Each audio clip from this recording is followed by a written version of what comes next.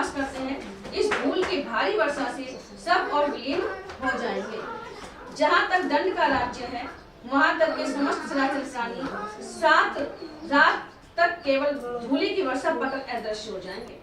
ऐसा कहकर क्रोध से लाल आंखें किए शुक्र ने उस आश्रम में निवास करने वाले लोगों से कहा, दंड के राज्य की सीमा के अंत में जो देश है उनमें जाकर निवास करो। शुक्राचार्य की यह बात सुनकर आश्रमवासी मनुष्य उस राज्य से निकल गए और सीमा से बाहर जाकर निवास करने लगे। आश्रमवासी मुनियों से ऐसी बात कहकर शुक्र ने अर्जा से कहा, खोटी बुद्धि वाली लड़की, तू यहीं इस आश्रम में मन को परमात्मा के ध्यान में एकाग्र करके रहे। अर्जे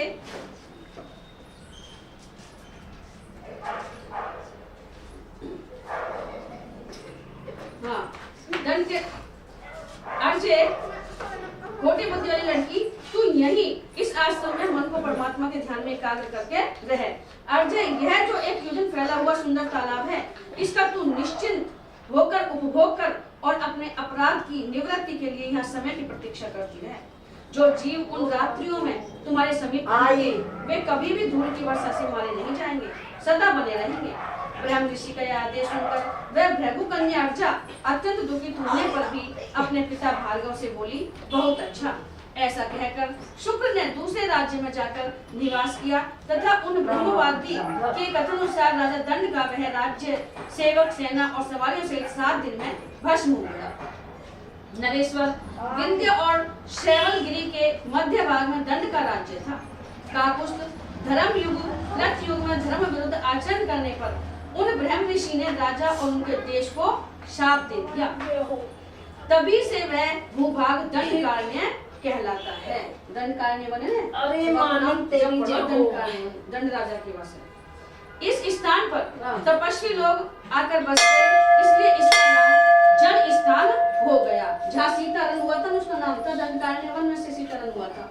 जन स्थान इसलिए वहाँ जन आके बस गए इसलिए। रघुनंदन, आपने जिसके विषय में मुझसे पूछा था यह सब मैंने कह सुनाया। वीर, अब संध्योपासन का समय बीता जा रहा है। पुरुष सिंह सब ओर से ये सब महर्षि स्नान कर चुकने के बाद भरे हुए घड़े लेकर सूर्य देव की उपासना कर रहे हैं। श्री राम, वे सूर्य वहां एकत्र हुए उन उत्तम ब्रह्मवेत्ताओं द्वारा पढ़े गए ब्राह्मण मंत्रों को सुनकर और उसी रूप में पूजा पाकर अस्ताचल को चले गए। अब आप भी जाएं और आचमन एवं स्नान आदि करें। ऋषि का यह आदेश पाकर श्री रामचंद्र जी संध्योपासना करने के लिए अप्सराओं से सेवित उस पवित्र सरोवर के तट पर गए। वहां आचमन और सायंकाल की संध्योपासना करके श्री राम ने पुनः महात्मा कुंभज के आश्रम में प्रवेश किया। कुंभज को ने अगस्त्य ऋषि। अगस्त्य जी ने उनके भोजन के लिए अनेक गुणों से युक्त कंदमूल, जरावस्था को निवारण करने वाली दिव्य औषधि, पवित्र भात आदि वस्तुएं अर्पित की। नरश्रेष्ठ श्री राम वह अमृत तुल्य स्वादिष्ट भोजन करके परम तृप्त और प्रसन्न हुए तथा वह रात्रि उन्होंने बड़े संतोष से बिताई। सवेरे उठकर शत्रुओं का दमन करने वाले रघुकुल भूषण श्री राम नित्य कर्म करके वहां से जाने की इच्छा से महर्षि के पास गए। वहां महर्षि कुंभज को प्रणाम करके श्री राम ने कहा, महर्षि, अब मैं अपनी पुरी को जानने के लिए आपकी आज्ञा चाहता हूँ, कृपया मुझे आज्ञा प्रदान करें। आप महात्मा के दर्शन से मैं धन्य और अनुग्रहित हुआ। अब आप अपने आप को पवित्र करने के लिए फिर कभी आपके दर्शन की इच्छा से यहाँ आऊंगा। श्री रामचंद्र जी के इस प्रकार अद्भुत वचन कहने पर धर्मचक्षु तपोधन अगस्त्य जी बड़े प्रसन्न हुए और उनसे बोले, श्री राम, आपके सुंदर वचन बड़े अद्भुत हैं। रघुनंदन, समस्त प्राणियों को पवित्र करने वाले तो आप ही हैं। श्री राम, जो कोई एक मुहूर्त के लिए भी आपका दर्शन पा जाते हैं, वे पवित्र स्वर्ग के अधिकारी तथा देवताओं के लिए भी पूजनीय हो जाते हैं। इस भूतल पर जो प्राणी आपको क्रूर दृष्टि से देखते हैं, वे राज के दंड से पीटे जाकर तत्काल नरक में गिरते हैं। रघुश्रेष्ठ, ऐसे महात्म्यशाली आप समस्त देहधारियों को पवित्र करने वाले हैं। रघुनंदन, पृथ्वी पर जो लोग आपकी कथाएं कहते हैं वे सिद्धि प्राप्त कर लेते हैं। आप निश्चिंत होकर कुशल पूर्वक पधारिए। आपके मार्ग में कहीं से कोई भय न रहे। आप धर्म पूर्वक राज्य का शासन करें, क्योंकि आप इस संसार के परम आश्रित हैं। मुनि के ऐसा कहने पर बुद्धिमान राजा श्री राम ने भुजाएं ऊपर उठा हाथ जोड़कर उन सत्यशील महर्षि को प्रणाम किया। इस प्रकार मुनिवर अगस्त्य तथा अन्य सब तपोधन ऋषियों का भी यथोचित अभिवादन करवे बिना किसी व्यग्रता के उस स्वर्ण भूषित पुष्प विमान पर चढ़ गए। जैसे देवता सहस्त्र नेत्रधारी इंद्र की पूजा करते हैं, उसी प्रकार जाते समय उन महेंद्र तुल्य तेजस्वी श्री राम को ऋषि समूह ने सब ओर से आशीर्वाद दिया। उस सुवर्ण भूषित पुष्प विमान पर आकाश में स्थित हुए श्री राम वर्षा काल में मेघों के समीपवर्ती चंद्रमा के समान दिखाई देते थे। तदंतर जगह जगह सम्मान पाते हुए वे श्री रघुनाथ जी मध्याह्न के समय अयोध्या में पहुंचकर मध्यम कक्षा बीच की डोरी में उतरे। तत्पश्चात इच्छानुसार चलने वाले उस सुंदर पुष्प विमान को वहीं छोड़कर भगवान ने उससे कहा, अब तुम जाओ, तुम्हारा कल्याण हो। फिर श्री राम ने ड्योढ़ी के भीतर खड़े हुए द्वारपाल से शीघ्रतापूर्वक कहा, तुम अभी जाकर शीघ्र पराक्रमी भरत और लक्ष्मण को मेरे आने की सूचना दो और उन्हें जल्दी बुला लाओ। क्लेश रहित कर्म करने वाले श्री राम का यह कथन सुनकर द्वारपाल ने कुमार भरत और लक्ष्मण को बुलाकर श्री रघुनाथ जी की सेवा में उपस्थित कर दिया। भरत और लक्ष्मण को आया देख रघुकुल तिलक श्री राम ने उन्हें हृदय से लगा लिया और यह बात कही, रघुवंशी राजकुमारों, मैंने ब्राह्मण का वह परम उत्तम कार्य यथावत रूप से सिद्ध कर दिया। यानी ब्राह्मण है वो लड़को मर गो तो उन्होंने की कि मेरे लड़का को तुम जीवन दान दो। राजा से कह जो रामचंद्र जी कह रहे हैं कि वो काम कर आया हूँ, उसको जीवन दान मिल गया। अब मैं पुनः राज धर्म की चरम सीमा रूप राष्ट्र यज्ञ का अनुष्ठान करना चाहता हूँ। मेरी राय में धर्म सेतु राजसूय अक्षय एवं अविनाशी फल देने वाला है तथा वह धर्म का पोषक एवं समस्त पापों का नाश करने वाला है। तुम दोनों मेरे आत्मा ही हो, अतः मेरी इच्छा तुम्हारे साथ इस उत्तम राजसूय यज्ञ का अनुष्ठान करने की है, क्योंकि उसमें राजा का शाश्वत धर्म प्रतिष्ठित है। शत्रुओं का संहार करने वाले मित्र देवता ने उत्तम आहुति से युक्त राजसूय नामक श्रेष्ठ यज्ञ द्वारा परमात्मा का यजन करके वरुण का पद प्राप्त किया था। धर्मज्ञ सोम देवता ने धर्म पूर्वक राजसूय यज्ञ का अनुष्ठान करके संपूर्ण लोकों में कीर्ति तथा शाश्वत स्थान को प्राप्त कर दिया। इसलिए आज के दिन मेरे साथ बैठकर तुम लोग ये विचार करो कि हमारे लिए कौन सा कर्म लोक और परलोक में कल्याणकारी होगा, इस लोक में भी और परलोक में भी, तथा संयत चित्त होकर तुम दोनों इस विषय पर मुझे सलाह दो। श्री रघुनाथ जी के वचन सुनकर वाक्य विशारद भरत जी ने हाथ जोड़कर यह बात कही, साधो अमित पराक्रमी महाभाव, आप में उत्तम धर्म प्रतिष्ठित है। यह सारी पृथ्वी भी आप पर ही आधारित है तथा आप में ही यश की प्रतिष्ठा है। देवता लोग जैसे प्रजापति ब्रह्मा को ही महात्मा एवं लोकनाथ समझते हैं, उसी प्रकार हम लोग और समस्त भूपाल आपको ही महापुरुष तथा समस्त लोगों का स्वामी मानते हैं। उसी दृष्टि से आपको देखते हैं। राजन, महाबली रघुनंदन पुत्र जैसे पिता को देखते हैं, उसी प्रकार आपके प्रति सब राजाओं का भाव है। आप इस समस्त पृथ्वी और संपूर्ण प्राणियों के भी आश्रय हैं। नरेश्वर, फिर आप ऐसा यज्ञ कैसे कर सकते हैं जिसमें भूमंडल के समस्त राजवंशों का विनाश दिखाई देता है? राजन, पृथ्वी पर जो पुरुषार्थी पुरुष है उन सबका सभी के कोप से उस यज्ञ में संहार हो जाएगा। पुरुष सिंह, अतुल पराक्रमी वीर, आपके सद्गुणों के कारण सारा जगत आपके वश में है। आपके लिए इस भूतल के निवासियों का विनाश करना उचित न होगा। भरत का ये अमृतमय वचन सुनकर सत्य पराक्रमी श्री राम को अनुपम हर्ष प्राप्त हुआ। उन्होंने कैकेयी नंदन भरत से शुभ बात कही, निष्पाप भरत, आज तुम्हारी बात सुनकर मैं बहुत प्रसन्न एवं संतुष्ट हुआ हूँ। पुरुष सिंह, तुम्हारे मुख से निकला हुआ यह उदार एवं धर्म संगत वचन सारी पृथ्वी की रक्षा करने वाला है। धर्मज्ञ, मेरे हृदय में राजसूय यज्ञ का संकल्प उठ रहा था, किंतु आज तुम्हारे इस सुंदर भाषण को सुनकर मैं उस उत्तम यज्ञ की ओर से अपने मन को हटा लेता हूँ।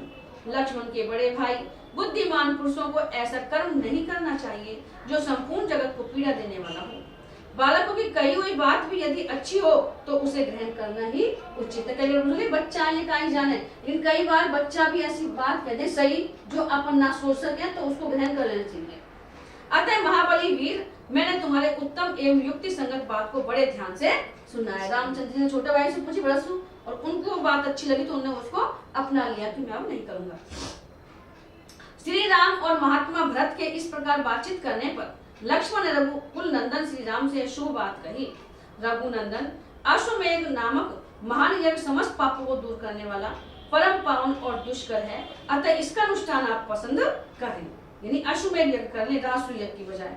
महात्मा इंद्र के विषय में यह प्राचीन वृत्तांत सुनने में आता है कि इंद्र को जब ब्रह्महत्या लगी थी, तब वे अश्वमेध यज्ञ का अनुष्ठान करके ही पवित्र हुए थे।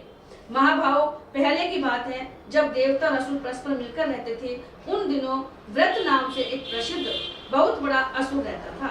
लोक में उसका बड़ा आदर था। वह 100 योजन चौड़ा और 300 योजन ऊंचा था। वह 3 लोगों को आत्मीय समझकर प्यार करता था और सबको स्नेह की दृष्टि से देखता था। उसे धर्म का यथार्थ ज्ञान था।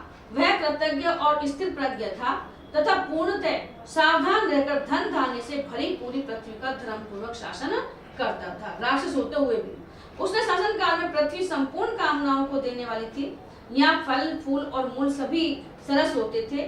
महात्मा वृत्तासुर के राज्य में यह भूमि बिना जोते बोए ही अन्न उत्पन्न करती थी। उस समय महात्मा वृत्तासुर राक्षस था, लेकिन उसके राज्य में भी भूमि बिना जोते बिना बोए अन्न उपजाती तथा धन धान्य से भली भांति संपन्न रहती थी। इस प्रकार वह असुर समृद्धिशाली एवं अद्भुत राज्य का उपभोग करता था। एक सुबह वृत्तासुर के मन में यह विचार उत्पन्न हुआ कि मैं परम उत्तम तप करूं, क्योंकि तप ही परम कल्याण का साधन है। दूसरा सारा सुख तो मोह मात्र ही है। उसने अपने ज्येष्ठ पुत्र मधुरेश्वर को राजा बना, पूर्ववासियों को सौंप दिया और संपूर्ण देवताओं को ताप देता हुआ वह कठोर तपस्या करने लगा। वृत्तासुर के तपस्या में लग जाने पर इंद्र बड़े दुखी से होकर भगवान विष्णु के पास गए और इस प्रकार बोले, महाभाव, तपस्या करते हुए वृत्तासुर ने समस्त लोक जीत लिए हैं। वह धर्मात्मा असुर बलवान हो गया है, अतः अब उस पर मैं शासन नहीं कर सकता। सुरेश्वर, यदि वह फिर इसी प्रकार तपस्या करता रहा तो जब तक ये तीनों लोग रहेंगे तब तक हम सब देवताओं को उसके अधीन रहना पड़ेगा। महाबली देवेश्वर, उस परम उदार असुर की आप उपेक्षा कर रहे हैं, इसलिए वह शक्तिशाली होता जा रहा है। यदि आप कुपित हो जाएं, तो वह क्षण भर भी जीवित नहीं रह सकता। विष्णु, जब से आपके साथ उसका प्रेम हो गया है, तभी से उसने संपूर्ण लोगों का आधिपत्य प्राप्त कर लिया है। अतः आप अच्छी तरह ध्यान देकर संपूर्ण लोगों पर कृपा कीजिए। आपके रक्षा करने से ही सारा जगत शांत एवं निरोग हो सकता है। विष्णु, ये सब देवता आपकी ओर देख रहे हैं। वृत्तासुर का वध एक महान कार्य है, उसे करके आप उन देवताओं का उपकार कीजिए। प्रभु, आपने सदा ही इन महात्मा देवताओं की सहायता की है।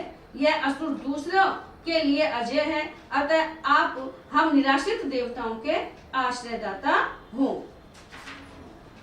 लक्ष्मण का यह कथन सुनकर शत्रुओं का संहार करने वाले श्री रामचंद्र जी ने कहा, उत्तम व्रत का पालन करने वाले सुमित्रा कुमार वृत्तासुर के वध की पूरी कथा क्या सुनाओ। वृत्तासुर की कथा बताओ। श्री रामचंद्र जी के इस प्रकार आदेश देने पर उत्तम व्रत के पालक सुमित्रा नंदन लक्ष्मण ने पुनः उस दिव्य कथा को सुनाना आरंभ किया। प्रभु, सहस्त्र नेत्रधारी इंद्र तथा संपूर्ण देवताओं की वह प्रार्थना सुनकर भगवान विष्णु ने इंद्र आदि सब देवताओं से इस प्रकार कहा, देवताओं, तुम्हारी इस प्रार्थना के पहले से ही मैं महामना वृत्तासुर के स्नेह बंधन में बंधा हुआ हूँ। इसलिए तुम्हारा प्रिय करने के उद्देश्य से मैं उस महान असुर का वध नहीं करूंगा, परंतु तुम सबके उत्तम सुख की व्यवस्था करना मेरा आवश्यक कर्तव्य है। मैं तो वध नहीं करूंगा, लेकिन इसकी व्यवस्था हो जाएगी। इसलिए मैं ऐसा उपाय बताऊंगा जिससे देवराज इंद्र उसका वध कर सकेंगे। सुरश्रेष्ठ गण, मैं अपने स्वरूप भूत तेज को 3 भागों में विभक्त करूंगा, जिससे इंद्र निसंदेह वृत्तासुर का वध कर डालेंगे। मेरे तेज का एक अंश इंद्र में प्रवेश करे, दूसरा वज्र में व्याप्त हो जाए और तीसरा भूतल को चला जाए, तब इंद्र वृत्तासुर का वध कर सकेंगे। देवेश्वर, भगवान विष्णु के ऐसा कहने पर देवता बोले, दैत्य विनाशन, आप जो कहते हैं ठीक ऐसी ही बात है, इसमें संदेह नहीं। आपका कल्याण हो। हम लोग वृत्तासुर के वध की इच्छा मन में लिए यहाँ से लौट जाएंगे। परम उदार प्रभु, आप अपने तेज के द्वारा देवराज इंद्र को अनुग्रहित करें। तत्पश्चात इंद्र आदि सभी महामनस्वी देवता उस वन में गए जहाँ महान असुर व्रत तपस्या कर रहा था। उन्होंने देखा असुर श्रेष्ठ वृत्तासुर अपने तेज से सब और व्याप्त हो रहा है। तपस्या का तेज इतना होता है, प्रकाशित होता है, और ऐसी तपस्या कर रहा है मानो उसके द्वारा तीनों लोगों को पी जाएगा और आकाश को भी दग्ध कर डालेगा। उस असुर श्रेष्ठ व्रत को देखते ही देवता लोग घबरा गए और सोचने लगे, हम कैसे इसका वध करेंगे, इसमें तो बहुत तेज है और किस उपाय से हमारी पराजय नहीं होनी पाएगी। वे लोग वहां इस प्रकार सोच ही रहे थे कि सहस्त्र नेत्रधारी इंद्र ने दोनों हाथों से वज्र उठाकर उसे वृत्तासुर के मस्तक पर दे मारा। इंद्र का वह वज्र प्रलय काल की अग्नि के समान भयंकर और दीप्तिमान था। उससे बड़ी भारी लपटें उठ रही थी। उसकी चोट से कटकर जब वृत्तासुर का मस्तक गिरा तब सारा संसार भयभीत हो उठा। निरपराध वृत्तासुर का वध करना उचित नहीं था, अतः उसके कारण महायशस्वी देवराज इंद्र बहुत चिंतित हुए और तुरंत ही सब लोगों के अंत में लोकालोक पर्वत से परवर्ती अंधकार में प्रदेशों में चले गए। जाने के समय ब्रह्महत्या तत्काल उनके पीछे लग गई और उनके अंगों पर टूट पड़ी। इससे इंद्र के मन में बड़ा दुख हुआ। देवताओं का शत्रु मारा गया, इसलिए अग्नि आदि सब देवता त्रिभुवन के सामने भगवान विष्णु की बार-बार स्तुति पूजा करने लगे, परंतु उनके इंद्र अदृश्य हो गए थे। इसके कारण उन्हें बड़ा दुख हो रहा था। देवता बोले, परमेश्वर आप ही जगत के आश्रय और आदि पिता हैं। आपने संपूर्ण प्राणियों की रक्षा के लिए विष्णु रूप धारण किया है। आपने इस वृत्तासुर का वध किया है, परंतु ब्रह्महत्या इंद्र को कष्ट दे रही है। अतः सुरश्रेष्ठ, आप उनके उद्धार का कोई उपाय बताइए। देवताओं की यह बात सुनकर भगवान विष्णु बोले, इंद्र मेरा ही यजन करें, मैं उन वज्रधारी देवराज इंद्र को पवित्र कर दूंगा। पवित्र अश्वमेध यज्ञ के द्वारा मुझ यज्ञ पुरुष की आराधना करके पाक शास्त्र इंद्र पुनः देवेंद्र पद को प्राप्त कर लेंगे और फिर उन्हें किसी से भय नहीं रहेगा। देवताओं के समक्ष अमृतमयी वाणी द्वारा उक्त संदेश देकर देवेश्वर भगवान विष्णु अपनी स्तुति सुनते हुए परम धाम को चले। उस समय वृत्तासुर के वध की पूरी कथा सुनाकर नरश्रेष्ठ लक्ष्मण ने शेष कथा को इस प्रकार कहना प्रारंभ किया।